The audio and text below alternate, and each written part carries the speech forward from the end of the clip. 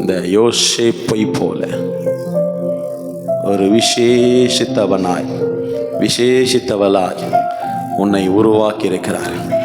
இன்னைக்கு எத்தனை பேர் உலகத்துக்கு நோ சொல்ல போறீங்க? எத்தனை பேர் ஒயின் ஷாப்புக்கு நோ சொல்ல போறீங்க? எத்தனை பேர் இந்த ஆன்ஸ் பழக்கத்துக்கு நோ சொல்ல போறீங்க? எத்தனை பேர் இந்த செல்போன்ல கேம் ஆடுறதுக்கு நோ சொல்ல போறீங்க?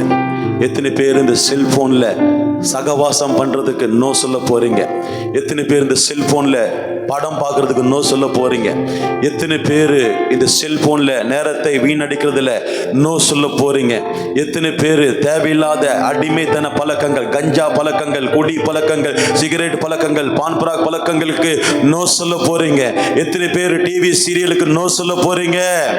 அதிகாலை எழும்பாதபடிக்கு என்னை ஒடுக்குகிற அந்த நித்திரை, கன நித்திரை ஆவிக்கு எத்தனை பேருக்கு நோ சொல்ல பழக போறீங்க? ஜெபிக்காதபடிக்கு, வேதத்தை வாசிக்காதபடிக்கு, ஊழியம் செய்யாதபடிக்கு, சபைக்கு வராதபடிக்கு, ஆராதனை கலந்து கொள்ளாதபடிக்கு ரீசன்ஸ் நம்ம சொல்லுகிறோமே, அதுக்கு எத்தனை பேர் நோ சொல்ல போறீங்க? தேவ சமூகத்தை விட்டு என்னை தூரப்படுத்துகிற அது எப்பேற்பட்ட காரியம் இருந்தாலும் நோ. சில பிரயாணங்கள் நோ, சில ஃபங்க்ஷன்கள் நோ, சில சகவாசம் நோ, சில ரிலேஷன்ஷிப் நோ, சிலரோடு தேவையில்லாத வார்த்தைகள் நோ, தேவையில்லாத ஆகாரம் நோ.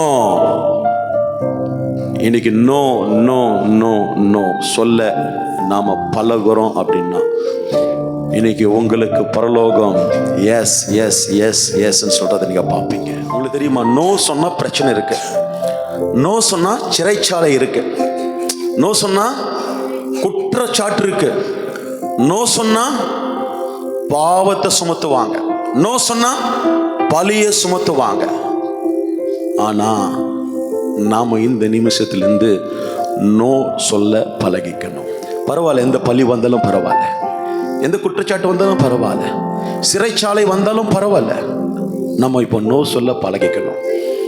அதுக்கு பிற்பாடு ஒரு சிங்காசனம் இருக்கு தேவஜனமே, அதற்கு பிற்பாடு ஒரு சிங்காசனம் இருக்கு.